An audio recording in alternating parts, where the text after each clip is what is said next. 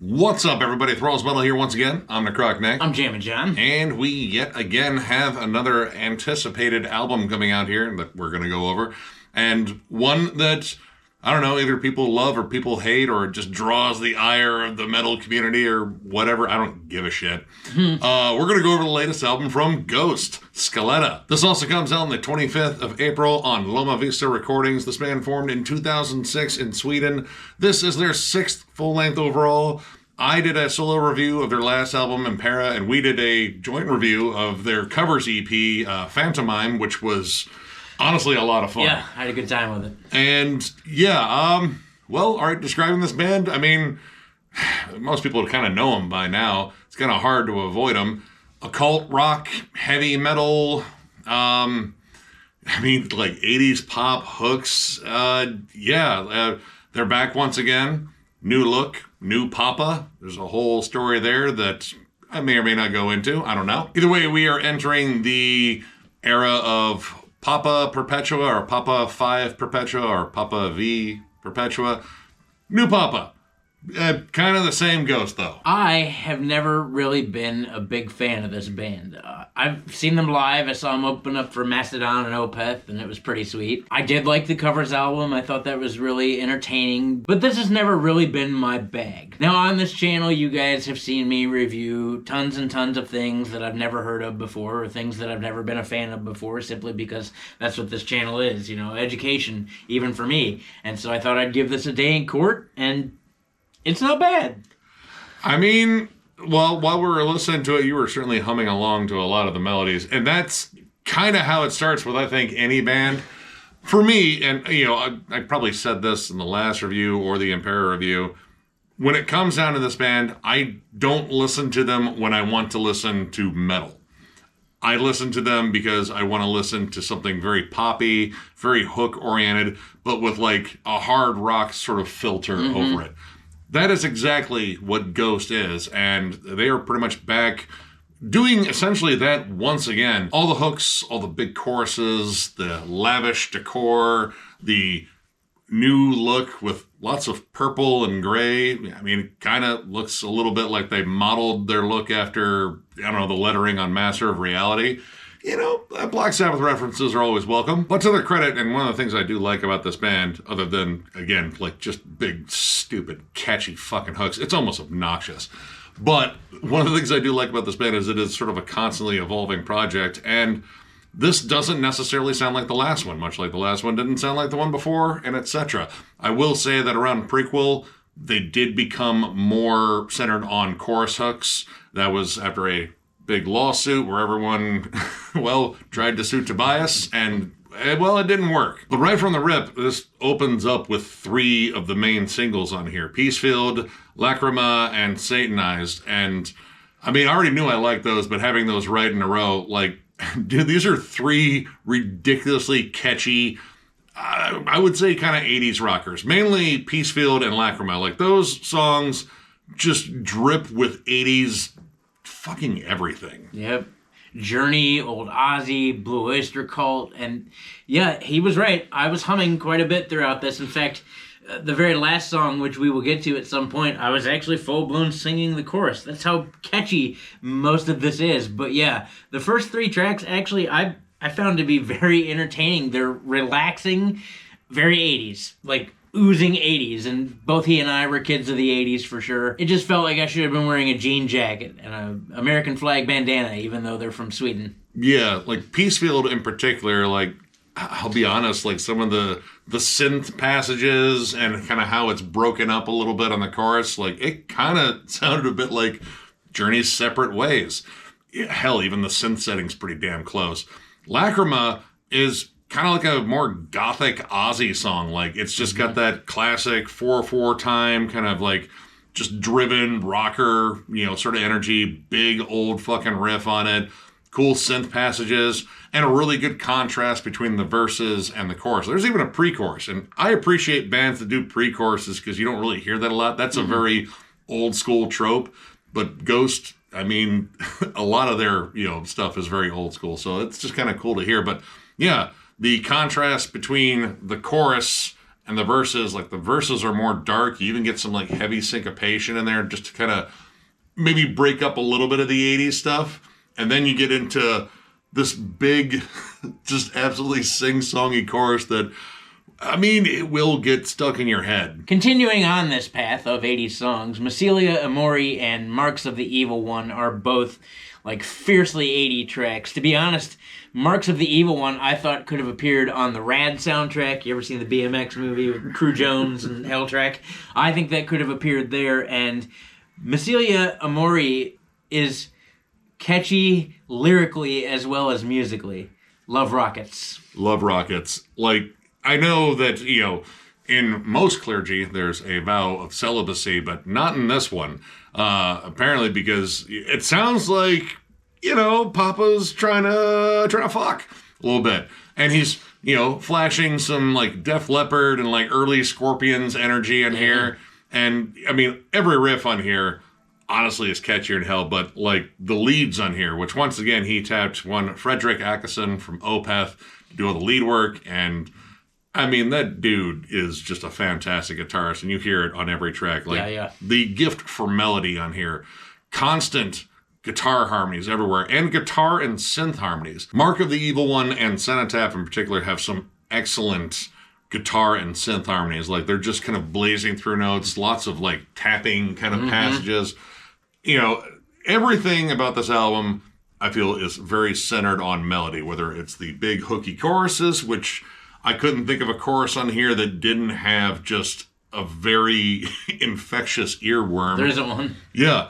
Or just melody throughout the song in general. And, like that counts like the leads with all the cool lead melodies and such. Generally the bridges on here are, quite a fun little event where just you get tons of different melodies and maybe like an isolated section of vocals. Again, like all of their songwriting tropes are ones that are used quite often from stuff that I listened to in the past. Satanize in particular, with every fucking riff on there, they throw on these like fun little like arpeggios at the end, like these little catchy melodies that there's so much on there that just reminds me of Queen. And Queen, I think, is all over here, especially in terms of how like gaudy and over the top and experimental, but within like kind of a pop centric sort of like little sandbox there. And they don't really deviate from that. There are songs that are notably more groovy. De Profundis Borealis and Umbrea are probably a little bit more, I wouldn't necessarily say riff centric as I would just focused on more groove than it is the vocals. Dude, Umbrea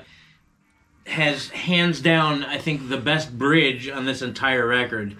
Taking that bass for a walk, and you get some machine gun riffing, and there's just like this really big build, and it's a really epic thing, but it's so happy too. Like, you can't help but smile when you jam this album. It was the happiest machine gun riffs I think I've heard in a while. Yeah. But what I loved was the going back and forth between like keyboard leads and then the guitar lead. Like, it was a constant back and forth. That one had like a little bit more of that classic Hammond organ setting too, which, I mean, anything that reminds me of like John Lord and that kind of shit, like, yeah, I'm all for it. And the drum lines in that song are very Phil Collins. I can't pick out exactly where from in Phil Collins' career, but just the work between the toms and the snare and then the tom accents in the middle of the song. And, I mean, it kicks off with, everyone's favorite thing about 80s rockers, fucking cowbell. And, this band early on got compared to Blue Oyster Cult. I made that comparison quite often. And kicking in with that cowbell right away, I feel like they're just like, let's just fucking own it. Production-wise, and I went back and like listened to a bit of Impera again, and I know what the other ones sound like because I've jammed them quite a bit. This is a little bit different. This was mixed by Andy Wallace, and honestly, it's got like a little bit more of an analog sound at times. Like, compared to Impera, it feels a little bit more stripped down in some respects. Like, Impera had big guitars. Like, they were huge, they were full, the production was quite lavish, and I'm not saying the production is not lavish on here because it's Ghost. Of course it's fucking lavish. But when it came down to like the tone of things, like, again, the drums, they have like big 80s sound. Like, when you hear that snare, it's that big kind of like almost canned drum sound. Like a whooshing kind of thwack. And the guitar itself kind of has this like classic 80s metal / rock ring to it. I really got that on Lacrima because there's a lot of parts where they kind of isolate that main riff, which they should. It's fucking catchy. Like, that riff sounds like the kind of thing that's playing in the background while someone breaks up a bunch of shitty weed on the album cover itself in their vinyl copy, except this is back in like 1983, maybe. Yeah, I wasn't of weed smoking age yet, so I can't really relate, but I can relate to at least breaking up shitty weed at one time or another on a old vinyl. And the main thing about this album, and I would say just Ghost in general, is it's fun. It really is. Mark of the Evil One, I mean, honestly, like, he was bringing up Rad. I was like, dude, this is fucking evil montage rock. Like, flat out. It has an unbelievably infectious, soaring chorus. There's even a darker moment where it kind of shrinks back down. It's isolated. It's a little bit more sullen. And, of course, that's the point in the movie where the guy thinks he can't do it. And then Coach comes in like, listen, fucko, you can do it. Just can't do it, Coach. I'm sorry. Can't. He's too big. I'm too old. You're a bum rock. And again, like, all of this stuff balanced out with, like, the fact that when you break down the lyrics, they are darker. They are more occult. And there are some themes on here that I thought were really interesting. Like, this is essentially about, like, falling into traps in life and then trying to find your way out, like self-deception and stuff like that. And, of course, you know, some dark, spooky, satanic stuff. And we're took me like a little bit to get used to this band taking those themes and applying them to songs that weren't necessarily as heavy. Like, yeah, this band's not the heaviest band ever, but they are heavy, and you can definitely tell the difference between a heavier song and a softer song. And you do have a pair of ballads on here with Guiding Lights and Excelsis that are definitely more reflective. I would say Guiding Lights just kind of goes full bore, like 80s power ballad, like, you know, big soaring chorus. There's a big soft build-up, acoustic guitars, more isolated vocals, and then by the time you get to the end, it's just huge fucking vocal harmonies. But Excelsis is a little bit more, I don't know, like intimate? Subdued. Yeah. More vocally driven. It's very dreamy. This is the song I found myself singing. Like, it's that catchy. By the time you get to, I'd say 3/4 of the way through the song, you've heard the chorus enough to get it stuck in your head. And I flat out sung the chorus, and I didn't even realize it. I just kind of came to, like, shit, what am I doing? And it's one of the few that doesn't necessarily have, like, the big 80s vibe, honestly. Like, to me, it felt more like late 70s. Like, there's stuff on there that kind of reminded me of Elton John, which Elton John's music is not completely out of place with this band. You know, their influences are all over the place. I mean, hell, with the song Cenotaph, which, you know, the first thing I think of when I see Cenotaph is, well, two bands, and, of course, an absolutely banging song by Bolt Thrower. Yes. This is none of those. It's like high-energy 80s pop. It's fast-paced. In fact, the opening keyboards, just for a second, I thought we were going to get into something very akin to Tears for Fears. Yeah. And, well, I mean, we didn't necessarily leave that arena immediately. Like, it's just upbeat. It's got this fun hi-hat thing. It's, I don't know, just energetic and kind of bright, and it's not fiercely metallic. Like, there's, like, a good chugging guitar, but it's more set in the background, like, way more vocally driven, and these big warm synths right out in front.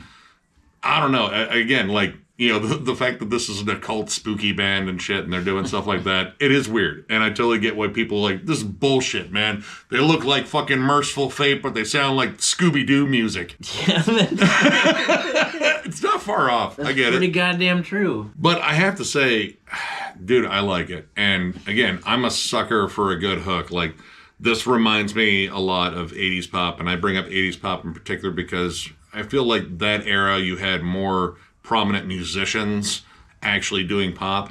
And, you know, it was, you know, a good stage for, like, legit awesome songwriters and such. You know, like Hall & Oates and, you know, all the cool fucking new wave bands that managed to fucking break out and shit. Prince. Yeah. I mean, a litany of just awesome fucking songwriters. This album excels at that, and honestly, the pace of this album is very straightforward. You know, in previous albums, there would be like interludes and such, like, oh, we need more atmosphere and settings. Like, the fuck you do. Your songs are generally enough atmosphere and setting, and you always have the weird keyboard parts and shit. That's generally enough. Here, it feels very straightforward. Like, every track just kind of flows naturally. The one track on here that I thought was a little bit, I don't know, like lacking for what it was Guiding Lights, though. Yeah, and part of that is A, it's a little short, and B, where it cuts off.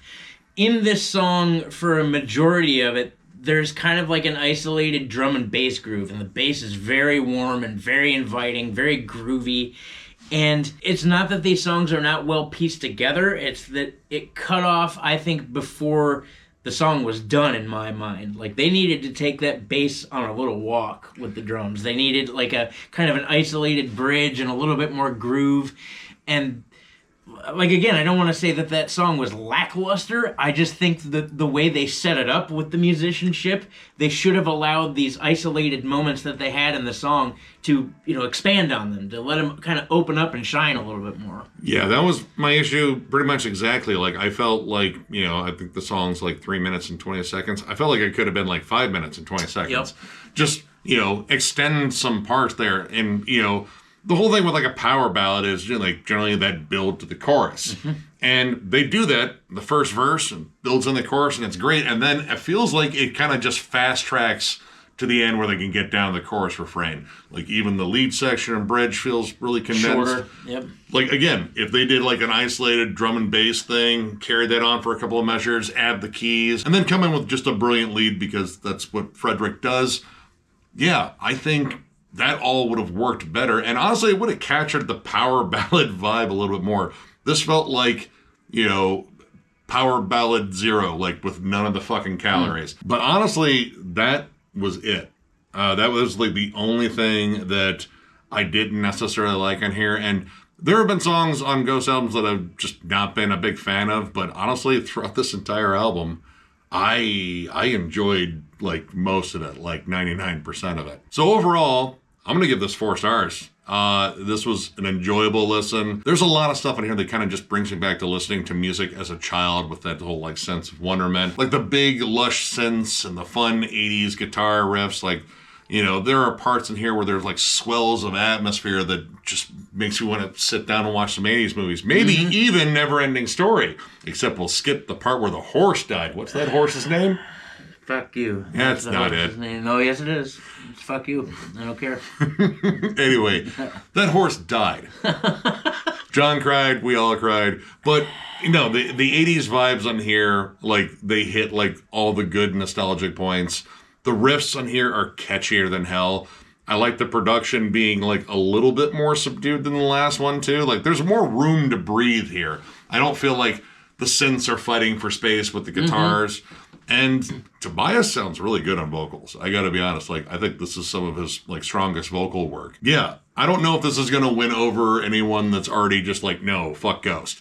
But, you know, maybe. Honestly, like, if you're just a sucker for a catchy hook, and, again, you like stuff like The Cars, and, like, you know, Journey, Blue Oyster Cult. Honestly, give this album a listen. It's a lot of fun. And if you're already a Ghost fan, you fucking already got it. So I don't need to bother preaching to the converted there. But yeah, check this album out. And you know, I still don't know how I feel about this band overall. Like, it again, this has just never been for me. But this record is pretty solid. I'm actually going to go ahead and give it 4 stars as well. It's fun. I had a great time listening to this. I felt like I was in elementary school again. Because a lot of this music, you know, at least what this sounds like, came out in the mid to late 80s when I was in school. And now, granted, you know, those of you that know my history know that I was far removed from anything that was fun. It was just Jesus, and this is not that. This is really far from that, actually. This is the complete and polar opposite of that. But anyway, you can tell that they really thought this through, and if the 80s was what they were going after, they nailed it on the head. Gigantic choruses. This is all very catchy. Very catchy. I can't say that enough. Like, every song is ridiculously catchy. The lead work is fantastic, but then again, you know, dude's an Opeth. You gotta be pretty talented to be an Opeth. This is pretty much just like anthemic, epic 80s pop rock. The ballads are cool. The songs themselves are cool. I don't know. I just had fun. The mix on this is mwah, but it's Andy Wallace. So that makes total sense. I guess all in all, if you've been into Ghost for a long time, you're probably really going to dig this record. If you're not into Ghost, do you like the 80s? If you like the 80s, also check out this record. If you're into bands like Journey, Ozzy, Tears for Fears, Blue Oyster Cult, Michael Jackson, Queen, Phil Collins, a litany of other things, then I would probably recommend checking this out. I, even though I'm not a giant fan of this band, had a great time with this record. Yeah, no, I'm going to be jamming this one a lot. And like legit every fucking band and pop artist you listed, I think it's fucking on here. Yeah. So if you enjoyed this review, give it a thumbs up. And if you are new to the channel, subscribe because we do stuff like this all the time. We also have memberships. They were only 99 cents. And our lone perk is doing members-only live streams, which we will probably do one after we get back from MDF. Yes. And tell you about how fucking sore our feet are and all that shit. Yeah, that part will probably suck. Oh, it's gonna. I was talking about that earlier this week. I was like, you know what? MDF is awesome. I'm looking forward to it. But by the time I get to like day 3.5, dude, lots of Advil. Pain. But anyway, memberships are the main way to support the channel now. We also still have our store, thrallsmetal.com, with our hats and shirts. That is linked down below. And of course, if you would like to join our clergy, which is probably a lot less cool than Ghosts, you can hit that join button and become a part of it, and we'll like sacrifice a goat while listening to Phil Collins together. That sounds, boy, you really know how to sell it, don't you? I know. That's exactly what Ghost is. If you guys don't click that join button, I don't know what's wrong with you, because with an offer like that, I mean, I feel like that's something you can't refuse. However, in spite of that, if you choose not to click that join button, that's cool with us too. We're just simply happy that you're here. Tons of content coming your way, album reviews, discography rankings. We got At the Gates coming up next, which will be pretty sweet. A new segment that comes out that kind of works in conjunction with the discography rankings. It's going to be something a little bit more interactive for you guys. We think you're really going to like it. We thought it was pretty cool. Let's see, next collection updates, States of Metal, is it not metal, tons of discussion forums, tons of live streams that aren't the member live streams. Thralls of Metal all the time, that's what we do. We're thankful that you're here. Thank you guys for being a part of this. We appreciate you. Yeah, you guys absolutely rule. Tons of content coming your way. So one more big thank you because you guys are awesome, and we will catch you later.